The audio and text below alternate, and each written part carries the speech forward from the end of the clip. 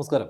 Goa governor Shri PS. ശ്രീധരൻപിള്ളയാണ് ഇന്ന് news 18 കേരളത്തോടൊപ്പം ചേരുന്നത്. നമസ്കാരം ശ്രീ പി.എസ്. ശ്രീധരൻപിള്ള. ഇപ്പോൾ സജീവ രാഷ്ട്രീയം എന്നൊക്കെ പറയുമ്പോൾ കേരളത്തിലെ ബി.ജെ.പിയുടെ ഏറ്റവും പ്രധാന മുഖമായി നിന്ന സമയത്താണ് താങ്കൾ ഗവർണറായി പോയത്. ഇപ്പോൾ തിരിച്ച് സജീവ രാഷ്ട്രീയത്തിലേക്ക് വരണം എന്നുള്ളൊരു തോന്നൽ എപ്പോഴെങ്കിലും ഉണ്ടാകുന്നുണ്ടോ?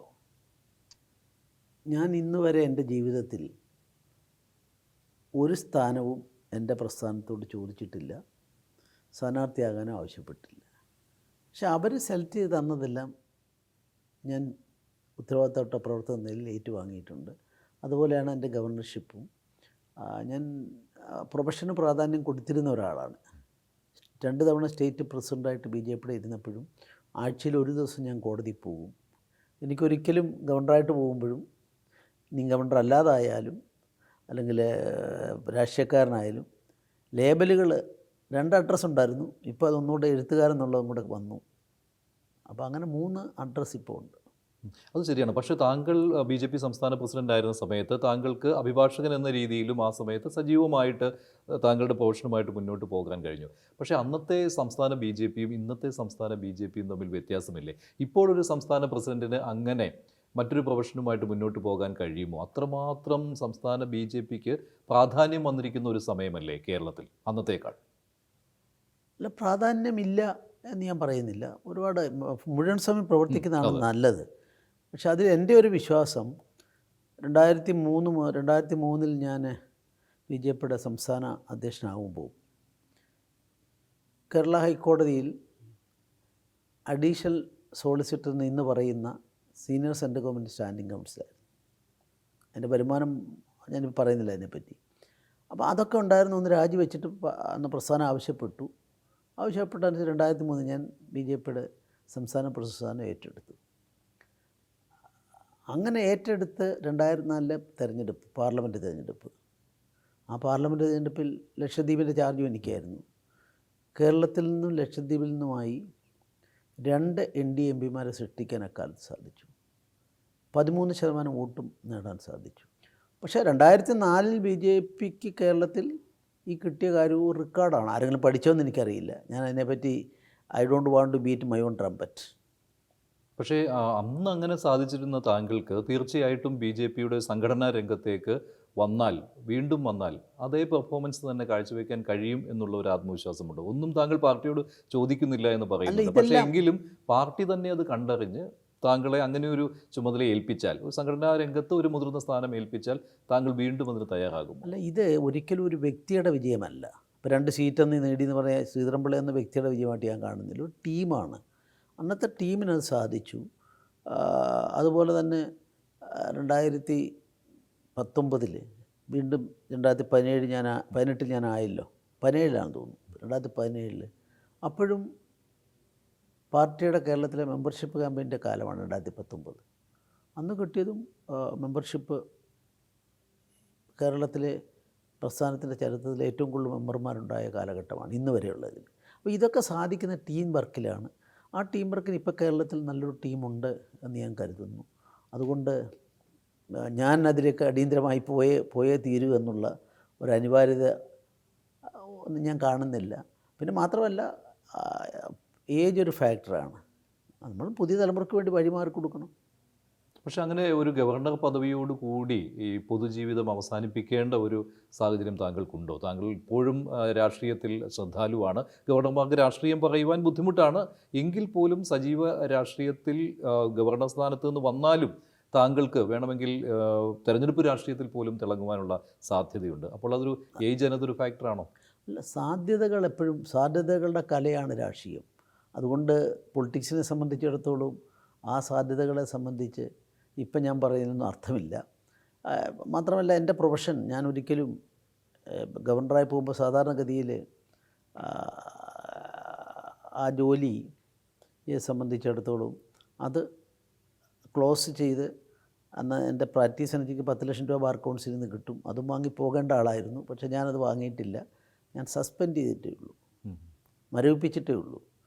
അപ്പോൾ അതുകൊണ്ട് അഭിഭാഷക വൃത്തിക്കും കറുത്ത കോട്ടിടാനും ഒരുപാട് സാധ്യതകളുണ്ട്. ആ കൂട്ടത്തിൽ അതെല്ലാം പെടുന്നുണ്ട്. പക്ഷേ രണ്ടും തമ്മിൽ താരതമ്യപ്പെടുത്തുമ്പോൾ താങ്കൾ ഏതായിരിക്കും അതിന് ഒരു പ്രാധാന്യം നൽകുക? 2 ഒരേ സമയത്തിന് പറ്റുമോ? ഇതെല്ലാം എൻ്റെ മക്കളാണ്. ഏത് മകനാണ് നല്ലതെന്ന് ചോദിച്ചാൽ എല്ലാവരും നല്ലതാണ്. 4ലെ തെരഞ്ഞെടുപ്പിലെ പൊളിറ്റിക്കൽ വിജയം 13% വോട്ട്, ആ വോട്ട് 2019 ഇലക്ഷൻ ആകുമ്പോഴും ഇപ്പോഴത്തേനടുത്ത് വരെ ഏതാണ്ട് വന്നിട്ടുണ്ടായിരുന്നു. ഇപ്പോൾ 20% വോട്ട് പക്ഷേ കിട്ടി. ഇപ്പോഴത്തെ എന്ന് പറയുമ്പോൾ ബി ജെ പിക്ക് വലിയ വളർച്ചയാണ്. കഴിഞ്ഞ ഒരു 5-6 വർഷം എടുത്തു കഴിഞ്ഞാൽ കേരളത്തിൽ വലിയ വളർച്ച കിട്ടിക്കൊണ്ടിരിക്കുകയാണ്. പക്ഷേ അതിനൊത്ത് ഈ സീറ്റിലേക്ക് കൺവേർട്ട് ചെയ്യാൻ പറ്റാതെ വരുന്നത് അതിനൊരു ഫാക്ടർ എന്ന് പറയുന്നത് അതിലൊരു തന്ത്രപരമായ സമീപനം സ്വീകരിക്കുന്നതിലെ പ്രശ്നങ്ങൾ, മുന്നണി സംവിധാനം ഉണ്ടാക്കുന്നതിനുള്ള പ്രശ്നങ്ങൾ ഇതൊക്കെ ഉണ്ടല്ലോ. താങ്കൾ ആയിരുന്ന സമയത്തോ അല്ലെങ്കിൽ താങ്കൾ പൊതുവെ ഈ കേരള സാമൂഹ്യ ജീവിതത്തിൽ തന്നെ ഒരു ഇന്ന വിഭാഗത്തിൻ്റെ ഒരു നേതാവ് എന്ന രീതിയിലല്ല. ഇപ്പോൾ ബി ജെ പിയിൽ ഇരിക്കുമ്പോഴും താങ്കൾക്ക് എല്ലാ വിഭാഗം ആളുകളുമായിട്ടും നല്ല ബന്ധമുണ്ടായിരുന്നു. ഉദാഹരണത്തിന് ക്രൈസ്തവ സഭകളുമായിട്ട് താങ്കൾക്കുള്ള ബന്ധം ഞാൻ ഓർക്കുകയാണ്, ഇല്ലേ? അങ്ങനെയുള്ള പല കാര്യങ്ങളിലും താങ്കൾക്ക് ഇടപെടുവാൻ കഴിഞ്ഞിരുന്നു. അത്തരത്തിലുള്ളൊരു ഗ്യാപ്പ് കേരള ബി ജെ പിയിൽ ഉണ്ടായിട്ടുണ്ടോ? ഇതൊന്നും ഗ്യാപ്പിൻ്റെ പ്രശ്നമല്ല. ഈ പൊളിറ്റിക്സ് ഒരു കലയാണ്. അത് കൈകാര്യം ചെയ്യുന്നവർക്ക് അവരുടേതായിട്ടുള്ള പങ്കാളിത്തം അതിലുണ്ടാവും. ആ പങ്കാളിത്തം കുറേയൊക്കെ വ്യക്തിനിഷ്ഠമാണ്. അപ്പോൾ ഉപരിതലത്തിലും പൊളിറ്റിക്കൽ വർക്കിൽ ഷോയും കാണിച്ച് അങ്ങനെ പോകാം. അതേസമയത്ത് അടിത്തട്ടിലെ വർക്കേഴ്സിനോട് പബ്ലിക് ഇതെല്ലാം കൂടി പോകുന്നതാണ് നല്ലതെന്നാണ് എൻ്റെ അഭിപ്രായം. നമ്മുടെ പ്രസ്ഥാനത്തിൻ്റെ ഉയർന്ന നിലത്ത് വരുന്ന ആൾക്കാർ അവർ ജനങ്ങളുമായിട്ട് who is supreme in India? People are supreme. So ആ ജനങ്ങളുടെ സേവകനാകാനാണ് നിങ്ങൾ പോകുന്നത്. അപ്പോൾ അങ്ങനെ പോകുന്ന ഒരാളിനെ സംബന്ധിച്ചിടത്തോളം അവരെക്കാൾ ഉപരിയാണെന്ന് ചിന്തിക്കാൻ പാടില്ല. ഞാനിപ്പോൾ ഗവർണർ ആയപ്പോഴും അത് ചിന്തിക്കുന്നില്ല. ഇപ്പോൾ ഗവർണർ എന്ന പദവിയെ തന്നെ പലതരത്തിലുള്ള വ്യാഖ്യാനങ്ങളും വിലയിരുത്തലുകളും കോടതി വിധികളും പോലും വരുന്ന ഒരു കാലമാണ്. ഇപ്പോൾ ചില രാഷ്ട്രീയ പാർട്ടികൾ, ഇപ്പോൾ CPM പോലെയുള്ളവരൊക്കെ ഗവർണർ എന്ന് പറയുന്ന ഒരു റബ്ബർ സ്റ്റാമ്പാണ് എന്ന രീതിയിലുള്ള നിലപാടെടുത്തിട്ടുള്ളവരാണ്. ഈ കാലാകാലങ്ങളിൽ മാറി മാറി വരുന്ന കേന്ദ്ര സർക്കാർ ഭരണത്തിനനുസരിച്ച് തീരുമാനങ്ങൾ എടുക്കുവാൻ വിധിക്കപ്പെട്ടവർ എന്ന രീതിയിലുള്ള വിലയിരുത്തൽ ഗവർണർമാരെ പറ്റിയുണ്ട്. ഗവർണർ പദവിയെ പറ്റിയുള്ള അജ്ഞതയാണ് ഇപ്പോൾ പലരും ഇതിനകത്തുള്ളത്. ഗവർണർ എന്ന പോസ്റ്റ് റബ്ബർ സ്റ്റാമ്പാണ്. ഞാൻ ചോദിക്കട്ടെ, താങ്കൾ ഉദ്ദേശിച്ച പ്രസ്ഥാനം, ഞാൻ എൻ്റെ പേര് പറയുന്നില്ല, ഇപ്പോൾ കേരളത്തിലെ ഏറ്റവും ശക്തമായ അവരുടെ നിലപാട് ഗവർണർ പോസ്റ്റ് വേണ്ടെന്നുള്ളതായിരുന്നു. ഇതൊക്കെ ഭരണഘടനാ നിർമ്മാണ സഭയിൽ ചർച്ച ചെയ്ത വിഷയങ്ങളാണ്. പക്ഷേ താങ്കൾ പറഞ്ഞ രാഷ്ട്രീയ പ്രസ്ഥാനം, ഞാൻ അതിനെ കുറ്റപ്പെടുത്തുകയോ അവരുടെ നിലപാടിനെ ഒരിക്കലും അതിനെ വിമർശിക്കാൻ വേണ്ടിയല്ല ഈ താങ്കളുടെ ചോദ്യം അതായതുകൊണ്ട് ഞാൻ പറയാം. ഗവർണർ വേണ്ടെന്ന നിലപാട് സ്വീകരിച്ച പ്രസ്ഥാനത്തിന് ഇന്ന് പറഞ്ഞതെല്ലാം അവർക്ക് മാറ്റി പറയേണ്ടി വന്നിട്ടില്ലേ? അല്ല, അവരിപ്പോഴും ഗവർണർ പദവി അംഗീകരിക്കാത്തവർ തന്നെയല്ലേ?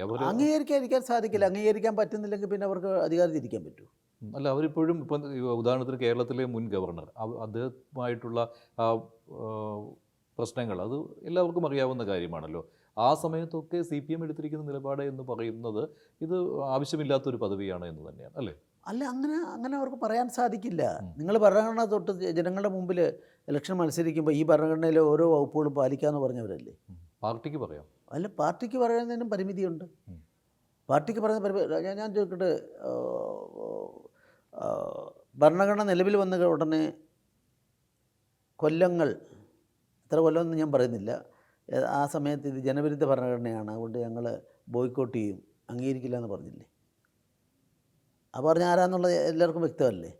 അപ്പോൾ ഇതൊക്കെ ഇങ്ങനെയുള്ള ഒരു രാജ്യത്ത് നമ്മൾ ഓരോ സംസ്ഥാനങ്ങളും കൊണ്ടിരുന്ന ഒപ്പിട്ട് കൊടുക്കലാണ്, റബ്ബർ സ്റ്റാമ്പ് പോലെ സ്റ്റാമ്പ് പതിക്കലാണ് ഗവർണറുടെ പണിയെന്ന് പറഞ്ഞാൽ മുന്നോട്ട് പോകാൻ സാധിക്കുമോ? പക്ഷേ സുപ്രീം കോടതി തന്നെ അങ്ങനെ ഒരു വിധിന്യായം ഈയിടയ്ക്ക് പുറപ്പെടുവിക്കുകയുണ്ടായി. അതിൽ കൃത്യമായിട്ട് പറയുന്നത് മന്ത്രിസഭയ്ക്ക് മുകളിലായിട്ട് തീരുമാനമെടുക്കാൻ പറ്റില്ല എന്നാണല്ലോ.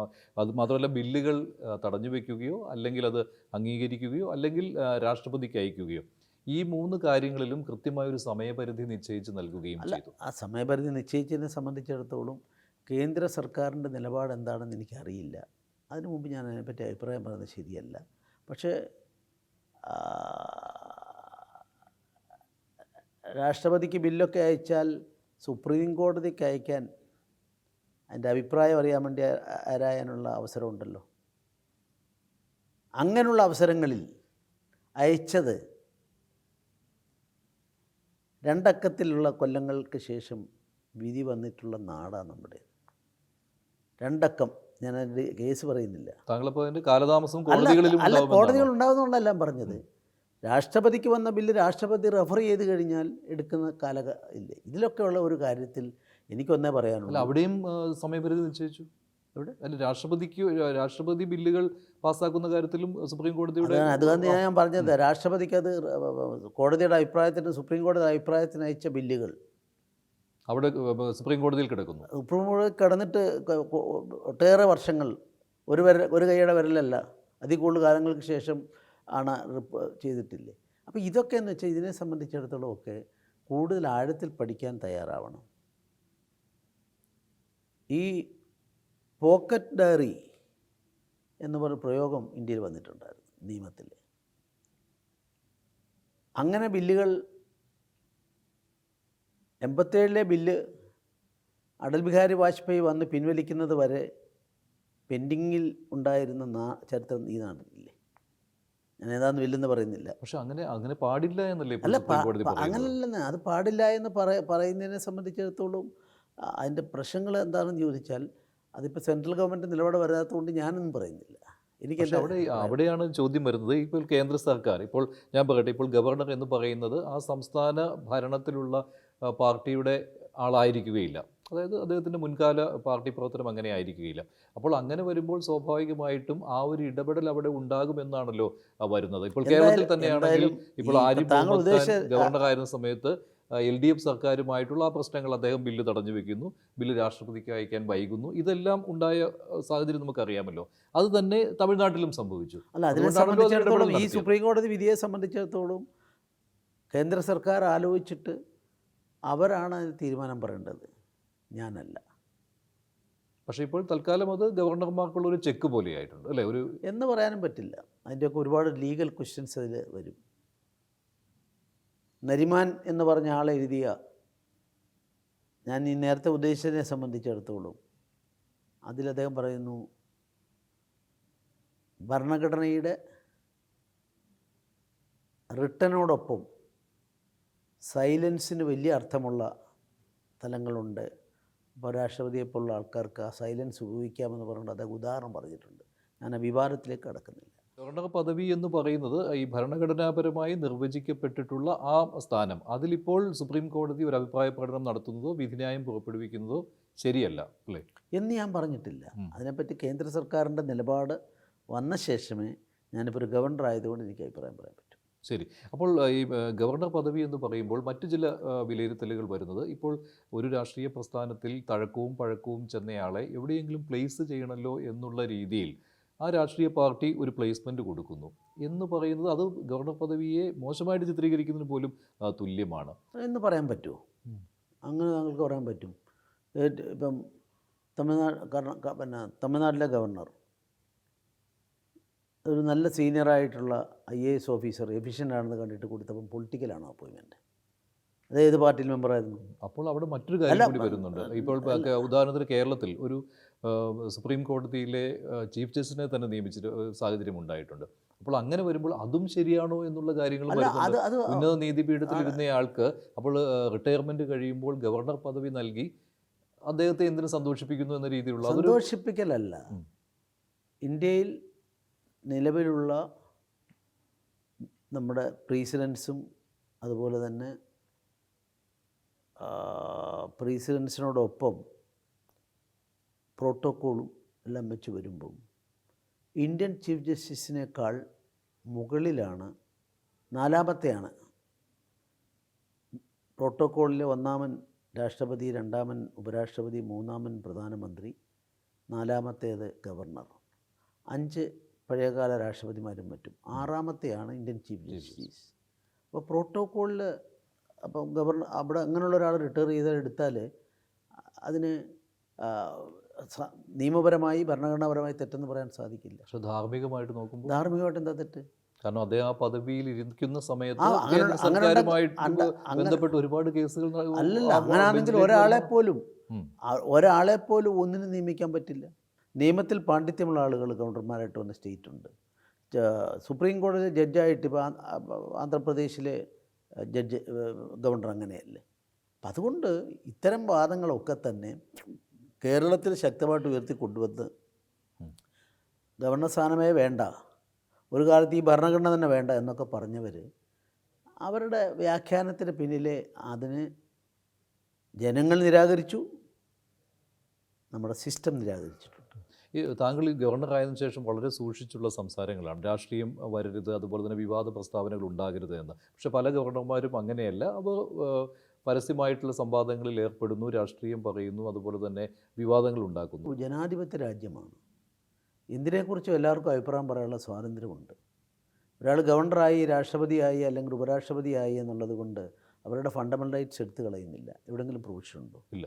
ഇവിടെ പ്രശ്നം എന്താണെന്ന് ചോദിച്ചു കഴിഞ്ഞാൽ, നമ്മുടെ ഭരണഘടനാ സംവിധാനമനുസരിച്ച് 3 അതിൻ്റെ ലക്ഷ്മണരേഖകളുണ്ട്, അത് പാലിക്കണം. ഇതിൽ ഒരിക്കലെങ്കിലും ലംഘനം നടത്തി മറ്റൊന്നിലേക്ക് കടക്കുമെന്ന് നമ്മുടെ ഭരണഘടനാ നിർമ്മാതാക്കൾ ഒരിക്കലും ചിന്തിച്ചിരുന്നില്ല. അതുകൊണ്ട് തന്നെ പരിഹാരവും കോൺസ്റ്റിറ്റ്യൂഷനിലില്ല. അപ്പോൾ അത് കുറേ ആഴത്തിൽ ചിന്തിക്കേണ്ട ഒരു നിയമവിഷയമായിട്ട് എനിക്ക് തോന്നുന്നു. അതായത് എഴുതി വെക്കപ്പെട്ടതല്ലല്ലോ, അത് നമുക്ക് വേണമെങ്കിൽ നമുക്ക് മറികടക്കാം. അല്ല, ഉണ്ടായിരുന്നില്ല എന്ന്. അതെന്തുകൊണ്ടാണ്? എല്ലാവരും അവരവരുടെ ഈ ലക്ഷ്മണരേഖകളിലൂടെ പോകുള്ളൂ എന്നാണ് നമ്മൾ ചിന്തിച്ചത്. വയലേഷൻസിനെ സംബന്ധിച്ചിടത്തോളം ഞാൻ ആരെയും പഴിക്കുന്നില്ല, കുറ്റപ്പെടുത്തുന്നില്ല. പക്ഷേ ഇതൊക്കെ ഭരണഘടനയിലെല്ലാം ചർച്ച ചെയ്ത വിഷയങ്ങളാണ് ഓരോന്നിനെ സംബന്ധിച്ചും. ഇപ്പോൾ താങ്കൾ ഗോവ ഗവർണർ ആയിരിക്കുന്ന സമയത്ത് തന്നെ ഒരു പ്രസ്താവന, ഞാൻ ഈ ഇടയ്ക്ക് മുമ്പത്തെ ഒരു പ്രസ്താവനയാണ്, അതിൽ പറഞ്ഞിരുന്നത് ഇപ്പോൾ ഗോവയിൽ തന്നെ ഈ ക്രൈസ്തവ വിഭാഗവും മുസ്ലിം വിഭാഗവും തമ്മിലുള്ള ഒരു താരതമ്യം താങ്കൾ നടത്തിയിരുന്നു അല്ലേ? അതിൽ മുസ്ലിം വിഭാഗത്തിൻ്റെ ജനസംഖ്യയിൽ ഉയർച്ച വരുന്നു, അതേസമയം ക്രൈസ്തവ വിഭാഗത്തിൻ്റെത് താഴ്ച വരുന്നുവെന്ന്. അത് അങ്ങനെ ഒരു അതെന്താണ് അത്തരത്തിലൊരു? ഞാൻ അങ്ങനെയല്ല പറഞ്ഞത്. അത് പറഞ്ഞത് മീഡിയകളെടുത്തിട്ട് ഒരു വരി കൊടുത്തു എന്നുള്ളേ ഉള്ളൂ. ഞാൻ പറഞ്ഞത് ഈ ബ്രെയിൻ ഡ്രെയിൻ, നമ്മുടെ ആളുകൾ പോകുന്ന, ഇപ്പോൾ കേരളം ഏറ്റവും വലിയ പ്രശ്നമായിട്ട് ഇന്നലെ നാളെ വരാൻ പോവുകയാണ്. ഒരു ലക്ഷക്കണക്കിന് വീടുകൾ അടച്ചിട്ടിട്ടുണ്ട്. എസ്പെഷ്യലി തിരുവിതാംകൂറിൽ, മധ്യ തിരുവിതാംകൂറിലൊക്കെ ആയിട്ട് നിങ്ങൾ പോയി നോക്കിയാൽ പത്തനംതിട്ട ഭാഗങ്ങളിലൊക്കെ എത്രയാ വീടുകൾ അടച്ചിട്ടേക്കുന്നത്. കാരണം അവരവിടെ പോകുന്നു, അമേരിക്കയിലോ അല്ലെങ്കിൽ കാനഡയിലോ അങ്ങനെയുള്ള രാജ്യങ്ങൾ, ബ്രിട്ടനിലോ ഒക്കെ പോയി കഴിഞ്ഞാൽ അവർക്കവിടെ സിറ്റിസൺഷിപ്പ് കിട്ടും, അവർക്കവിടെ ഇലക്ഷൻ മത്സരിക്കാം, അവർക്ക് എല്ലാത്തിനും സ്വാതന്ത്ര്യം കിട്ടുമ്പം നല്ല ശമ്പളവും കിട്ടി, നല്ല പൈസയും കിട്ടുന്നു. അപ്പോൾ കുട്ടികളെന്താവും അവിടെ സ്ഥിരമായിട്ട് പോകാം. ജനാധിപത്യ രാജ്യങ്ങളുമാണ്. പക്ഷേ ഗൾഫിൽ പോയ ആൾക്കാർ, ഗൾഫിൽ പോയവർക്ക് അവിടെ അങ്ങനെ സ്ഥിരതാമസം പറ്റില്ല, സിറ്റിസൺഷിപ്പ് കിട്ടില്ല. ഇത് കിട്ടുന്ന സ്ഥലങ്ങളെ സംബന്ധിച്ചിടത്തോളം അവർ വലിയ സാമ്പത്തിക നേട്ടങ്ങൾ ഉണ്ടാക്കിക്കൊണ്ട് ജീവിക്കുമ്പം ഇവിടെ പ്രായം ചെന്ന അപ്പനും അമ്മയും ഉള്ള കാലം വരെ അവരെ പൈസയൊക്കെ അയച്ചു കൊടുത്തു അല്ലെ നോക്കാം. പിന്നെ അത് കഴിഞ്ഞാൽ ഈ വീട് അവരെവിടെ വന്ന് താമസിക്കുമോ? വിൽക്കാൻ അവർക്ക് സാധിക്കില്ല. പഴയ തറവാടായിരിക്കും, അവരുടെ ട്രഡീഷനായിരിക്കും, അത് വിറ്റ് നശിപ്പിച്ചവെന്നുള്ള പേര് വെക്കണ്ടെന്ന് പറയും. അങ്ങനെ പൂട്ടിയിട്ട വീടുകൾ കേരളത്തിൽ എത്രയാണ്? ഞാൻ ഈ സന്ദർഭത്തിലാണ്, ഇതുപോലെ തന്നെ അവിടെയും സംഭവിക്കുന്നു, ഗോവയിലും. അതുകൊണ്ട് സന്തുലിതാവസ്ഥ എന്ന് പറഞ്ഞ ഒന്ന് പിന്നെ ഒരു സമൂഹത്തെ മുന്നോട്ട് കൊണ്ടുവന്ന സന്തുലിതാവസ്ഥയാണ്. അതാണ് ഞാൻ പറഞ്ഞത്. ഒരു മതത്തെ ഞാൻ കുറ്റപ്പെടുത്തിയിട്ടില്ല. ഈ ക്രൈസ്തവ വിഭാഗത്തെ പറ്റി പറഞ്ഞപ്പോഴാണ്, ഇപ്പോൾ കേരളത്തിൽ ഈ ക്രൈസ്തവ വിഭാഗം BJP-യിലേക്ക് അടുക്കുന്നു എന്ന രീതിയിലുള്ള വലിയൊരു വിലയിരുത്തൽ നടക്കുന്നുണ്ട്. അതിനൊരു പ്രധാന കാരണമായിട്ട് വന്നത് തൃശ്ശൂർ തെരഞ്ഞെടുപ്പിൽ BJP-യുടെ ജയമാണ്. അതിനുശേഷം ക്രൈസ്തവ വിഭാഗത്തിൻ്റെ വോട്ടുകൾ നേടുവാനും അവരെ കൂടെ ചേർക്കുവാനുള്ള വലിയ ശ്രമം നടക്കുന്നുണ്ട്. അത് താങ്കളുടെ അഡ്രസ്സ് മാറിപ്പോയി. BJP-യുടെ സംസ്ഥാന അധ്യക്ഷനോടാണ് ചോദിക്കേണ്ടത്. താങ്കൾ പറഞ്ഞിട്ടുണ്ട് ഈ സുവർണ അവസരം എന്നൊക്കെ ഒരു ഘട്ടത്തിൽ പറഞ്ഞിട്ടുള്ളതാണ്, ശബരിമല വിഷയം വന്നപ്പോൾ. പിന്നീട് കോടതിയൊക്കെ താങ്കൾ അത് ബോധപൂർവ്വം നടത്തിയൊരു പ്രസ്താവന എന്നൊന്നും അല്ലാത്ത രീതിയിൽ കണ്ടെത്തുകയും ചെയ്തു. ഇപ്പോൾ മുനമ്പം പോലെയുള്ള വിഷയങ്ങൾ വരുമ്പോൾ ഇത്തരം വിഷയങ്ങൾ ഏറ്റെടുക്കുന്നതിൽ BJP കാണിക്കുന്ന ഒരു ആർജവത്വമുണ്ടല്ലോ. ആത്യന്തികമായി സത്യവും ധർമ്മവും ജയിക്കും. അപ്പം ഇപ്പം താങ്കൾ പറഞ്ഞ കാര്യം തന്നെ ഇല്ലേ, താങ്കൾ അന്ന് ഏഷ്യാനെറ്റിലാണ്. ഏഷ്യാനെറ്റാണ് അന്ന് ഇത് പറഞ്ഞത്. ഞാൻ ചോദിക്കട്ടെ, എൻ്റെ അന്നത്തെ പാർട്ടി പ്രവർത്തകരെ ഞാൻ അഭിസംബോധന ചെയ്തുകൊണ്ട്, ഇത് BJP കിട്ടിയ സുവർണാവസരമാണ്, നമ്മൾ ഗാന്ധിയൻ മോഡലിൽ സമരം ചെയ്യണം, ഇതല്ലേ പറഞ്ഞത്. ഗാന്ധിയൻ മോഡൽ അങ്ങ് ഒഴിവാക്കിയിട്ട് താങ്കളുടെ പഴയ ചാനല് കൊടുത്തു, ബാക്കിയുള്ളവർ പിന്നെ അത് ഏറ്റെടുത്തു. ഇതെന്തോ ഒരു വലിയ വിപത്താണെന്ന്. അപ്പം സുവർണാവസരം എന്ന് പറഞ്ഞു കഴിഞ്ഞാൽ വിപത്താണോ? ആ വാക്ക് മോശപ്പെട്ടതാണോ? ഞാൻ വേട്ടയാടപ്പെടുകയായിരുന്നു. എൻ്റെ ജീവിതത്തിൽ എത്ര സംഭവങ്ങൾ ഞാനിതൊന്നും ഉയർത്തിപ്പിടിക്കാറില്ല. അതിൻ്റെ പേരിൽ നോൺ ബെയിലുള്ള ഒഫൻസാണ്. ഞാൻ മുൻകൂർ ജാമ്യത്തിന് പോയിട്ടില്ല. ഞാനത് റദ്ദ് ചെയ്യാൻ കൊടുത്തു. റദ്ദ് ചെയ്യാൻ കൊടുത്തപ്പോൾ ഹൈക്കോടതിയുടെ ശ്രദ്ധേയമായ വിധി, സ്വന്തം പാർട്ടി പ്രവർത്തകരോട് അവരുടെ മീറ്റിങ്ങിൽ ഇത് നിങ്ങൾ നല്ലൊരു അവസരമാണ്, ഗാന്ധിയൻ മോഡൽ സമരം ചെയ്യണമെന്ന് പറഞ്ഞാൽ അത് ക്രിമിനൽ കുറ്റമാകുന്ന ഒരു വളരെ മോശപ്പെട്ട അവസ്ഥയാണ് കേരളത്തെ പറ്റി, അതിൻ്റെ സൂചന അതാണ്. എന്നിട്ട് അത് റദ്ദ് ചെയ്തു. ഇതുപോലെ ഇനി എൻ്റെ പേരിലുണ്ടല്ലോ ഇപ്പോഴത്തെ 2019 ഉണ്ടായ പാകിസ്ഥാനെതിരായിട്ട് നടത്തിയ നമ്മുടെ, അന്ന് ഞാൻ പറഞ്ഞു ഒരു ഭാഗത്ത് ആവശ്യപ്പെട്ടത് എന്താ, അവരാരാണെന്നുള്ളതൊന്നും അറിയില്ല, ഹിന്ദുക്കളാണോ മുസ്ലിങ്ങളാണോ അവിടെ മരിച്ചു വീണതെന്ന് അറിയില്ല എന്നൊക്കെ പറഞ്ഞുകൊണ്ടാണ് അന്നത്തെ ഏറ്റവും വലിയ ഒരു പാർട്ടിയുടെ വക്താവ് പറഞ്ഞത്. അപ്പോൾ ഞാൻ എൻ്റെ ഒരു പ്രസംഗത്തിൽ ഞാൻ ചോദിച്ചു, അപ്പോൾ അവിടെ പറ്റുന്ന ആൾക്കാർ ഈ ലൈറ്റനിങ് ആയിട്ട് ഇത് ചെയ്തു, തിരിച്ചടിക്ക് പോയതാണല്ലോ. അപ്പോൾ തിരിച്ചടി കഴിഞ്ഞിട്ട് ഇനി പോയിട്ട് ഓരോരുത്തരെയും അവരുടെ വിവസ്ത്രരാക്കിയിട്ട് ഏത് മതമാണ് ഏത് ജാതിയാണ് എന്നൊക്കെ പറയണമെന്നാണോ എന്ന് ചോദിച്ചു. അതിൻ്റെ പേരിൽ എനിക്ക് ഇതായിട്ട് കൊടുത്ത കേസ് ഇപ്പോഴും പെൻഡിങ്ങില്ല. ഇതൊക്കെ എന്ന് വെച്ചാൽ അഭിപ്രായ സ്വാതന്ത്ര്യമാണ്. അതിനൊക്കെ അത് ആൻറ്റി മുസ്ലിം. ഞാൻ ചോദിക്കട്ടെ, ഇന്ത്യയിൽ ആദ്യമായി മൈനോറിറ്റി കൺവെൻഷൻ BJP നടത്തിയത് കോഴിക്കോടാണ്, അളകാപുരിയില്ല. ധാരാളം ആളുകൾ വന്നു. നമുക്ക് ആരോടും വിവേചനം പാടില്ല, justice for all, appeasement of none എന്നുള്ളൊരു കാഴ്ചപ്പാടാണ് എൻ്റെ നെഞ്ചിലേറ്റിയ രാഷ്ട്രീയ ആദർശത്തിൻ്റെ കാതൽ. അത് ഞാൻ അന്നും ഇതനുസരിച്ച്, അതുകൊണ്ടല്ലേ ഒരൊറ്റ ഹിന്ദു വോട്ടർമാരും ഇല്ലാത്ത ലക്ഷദ്വീപിൽ NDA ജയിച്ചില്ലേ, ചരിത്രം മാറ്റിക്കുറിച്ചില്ലേ. അപ്പോൾ കേരളത്തിൽ വൈകിയാണെങ്കിലും വന്നു എന്നാണോ? കേരളത്തിൽ അത് വൈകിയാണെങ്കിലും വരുന്നുണ്ടെന്നാണോ? അല്ല, എന്ന് ഞാൻ പറഞ്ഞില്ല. അതിനെ കണക്ട് ചെയ്യാൻ ഞാൻ താങ്കൾ എത്ര ശ്രമിച്ചാലും ഞാനതിൽ പൊത്താൻ ആഗ്രഹിക്കുന്നില്ല. കാരണം അത് അവരുടെ ഇന്നത്തെ BJP നേതൃത്വം തീരുമാനിക്കേണ്ടതാണ്. ഞാൻ BJP ഗവർണറാകുമ്പോൾ പിന്നെ ഒരിക്കലും BJPയുടെ വക്താവാകാൻ പാടില്ല. ഇപ്പോൾ നിലവിലെ സാഹചര്യം എന്ന് പറയുന്നത് കാശ്മീരിലെ ആക്രമണമാണല്ലോ, പഹൽഗാമിൽ. അപ്പോൾ അവിടെ നടന്ന ആക്രമണത്തിലും ഈ രീതിയിലുള്ള ചില വിലയിരുത്തലുകൾ വരുന്നുണ്ട്, ചില വ്യാഖ്യാനങ്ങളൊക്കെ വരുന്നുണ്ട്. മതം പറഞ്ഞ് അവിടെ ആക്രമണം നടത്തിയെന്നൊക്കെ. ഇത് ചരിത്രത്തിൽ വസ്തുതകളായി പറയേണ്ട ഒരു നാടാണ്. ട്രൂത്ത് ഈസ് ഗോഡെന്ന് പഠിപ്പിച്ച ഗാന്ധിജിയുടെ നാടാണ്. ലഷ്കർ ഇ തോയിബ എന്ന് പറയുമ്പം അത് ഇസ്ലാമിക തീവ്രവാദ പ്രസ്ഥാനം അല്ല എന്നാർക്കെങ്കിലും പറയാൻ പറ്റുമോ? ലോകത്ത് ആ പ്രത്യേക മതം, താങ്കൾ പറഞ്ഞ പ്രത്യേക മതത്തിന് ഭൂരിപക്ഷമുള്ള രാജ്യങ്ങളുടെ എല്ലാം 4 അതിരുകളും തട്ടിമാറ്റി അതെല്ലാം കൂടെ ഒരു ഏക ഭരണാധിപൻ്റെ കീഴിൽ വരണം എന്ന് പ്രഖ്യാപിച്ചുകൊണ്ടാണ്. അതിന് ലോകത്തിലെ മുസ്ലിങ്ങളും അത് അംഗീകരിച്ചിട്ടില്ല, ഇന്ത്യയിലെ ഭൂരിപക്ഷം മുസ്ലിങ്ങളും അംഗീകരിച്ചിട്ടില്ല. അതുകൊണ്ട് മുസ്ലിങ്ങളെ ഞാൻ കുറ്റപ്പെടുത്തുന്നില്ല. പക്ഷേ ഈ ലഷ്കർ ഇ തോയ്ബയുടെ അങ്ങനൊരു രാഷ്ട്രം വേണം എന്നുള്ള സങ്കല്പത്തിൽ അവരിത് ചെയ്യുമ്പം ഇത് ജനങ്ങളോട് പറയാനേ പാടില്ല എന്ന് പറയുന്ന കേരളത്തിലെ മാധ്യമപ്രവർത്തകരുടെ ശൈലിയെ ഞാൻ അർഹിക്കുന്ന അവജ്ഞയോടെ തള്ളുകയാണ്. ഇസ്ലാമിക ഭീകരത എന്ന് അല്ല, ഇസ്ലാമിയുടെ ഭീകരത എന്ന് പറയണം എന്നുള്ള വാക്കല്ല. ഈ വാക്കുകൾ വെച്ചിട്ട് അല്ലെന്ന് വിവാദം ഉണ്ടാക്കുന്നതിൻ്റെ ശരിയും തെറ്റിലേക്ക് ഞാൻ കടക്കുന്നില്ല. ലഷ്കർ ഇ തോയ്ബ രൂപീകരിച്ചത് ഒരു രാഷ്ട്ര നിർമ്മാണത്തിന് വേണ്ടിയാണ്. അന്നത്തെ കാലത്ത് ആദ്യത്തെ 38 41 രാജ്യങ്ങൾ അവർ. എന്തിനാ ലഷ്കർ ഇ തോയ്ബ എന്തിനാണ് ഇന്ത്യ ഇങ്ങനെ ആക്രമിക്കുന്നത്? എന്താ അവർ നമ്മളുടെ ഇന്ത്യയിലെ ഏതെങ്കിലും ഒരു സ്ഥലത്ത് ലഷ്കർ ഇ തോയ്ബയ്ക്ക് ഇരട്ടത്തിൽ ചെയ്തിട്ടുണ്ടോ? അന്നത്തെ ആ തീവ്രവാദി പ്രസ്ഥാനങ്ങളുടെ എല്ലാം ചരിത്രം എടുത്ത് പരിശോധിച്ചോളൂ. അവർ ഇന്തോനേഷ്യ കഴിഞ്ഞാൽ ഏറ്റവും കൂടുതൽ മുസ്ലിം സഹോദരന്മാരുള്ള രാജ്യം ഇന്ത്യയാണ്. ആ ഇന്ത്യയെ അത്തരത്തിൽ അതിൻ്റെ അതിരുകളെ തട്ടിമാറ്റി മറ്റേൻ്റെ ഭാഗമാക്കാൻ അവർ ആഗ്രഹിക്കുന്നു. അതിനുവേണ്ടി ത്യാഗം സഹിക്കാൻ തയ്യാറുള്ള ആളുകളാണ് അതിൻ്റെ നേതൃനിര. അതിനുവേണ്ടിയാണ് അവർ ഇത്തരം ക്യാമ്പുകൾ ഉണ്ടാക്കിയിട്ട് ആ ക്യാമ്പുകളിലൂടെ ഇന്ത്യയെ ദുർബലപ്പെടുത്താൻ ആഗ്രഹിക്കുക. ഈ ദുർബലപ്പെടുത്താൻ ആഗ്രഹിക്കുന്ന പിന്നിലെ വികാരം എന്താണെന്ന് പറയണ്ടേ? കേരളത്തിലെ മാധ്യമക്കാർ ഇങ്ങനെ ഒരു നിലപാട് സ്വീകരിക്കുമ്പം എനിക്ക് അവരോട് ചോദിക്കാനുള്ളത്, നിങ്ങൾ മനസ്സിലാക്കിയോ ഇത്? എന്തിനെ? വൈ? ലഷ്കർ ഇ തോയ്ബ എന്തുകൊണ്ട് ഇന്ത്യ അവരോട് എന്തെങ്കിലും ഇന്ത്യൻ ഭരണകൂടമോ ഇന്ത്യയോ ഒരിക്കലെങ്കിലും തുടങ്ങിയ കാലഘട്ടം 96 pan Islamic conference in UK 96 98 തുടങ്ങിയതാണ്. അത് പിന്നെ വളർന്ന് വന്നിട്ട് അതിൽ ഒരു പ്രധാന ഇതായിട്ട് വന്നു. ഇവർക്ക് എന്താ താല്പര്യം? പേടിക്കേണ്ട ആവശ്യം എന്താ ഇവർക്ക്? ശരി, എന്തായാലും ഗോവ രാജ്ഭവനെ ലോക് ഭവൻ ആക്കിക്കൊണ്ട് തന്നെ മുന്നോട്ട് പോകുവാൻ താങ്കൾക്ക് ഇനിയും സാധിക്കട്ടെ എന്ന് ആശംസിക്കുകയാണ്.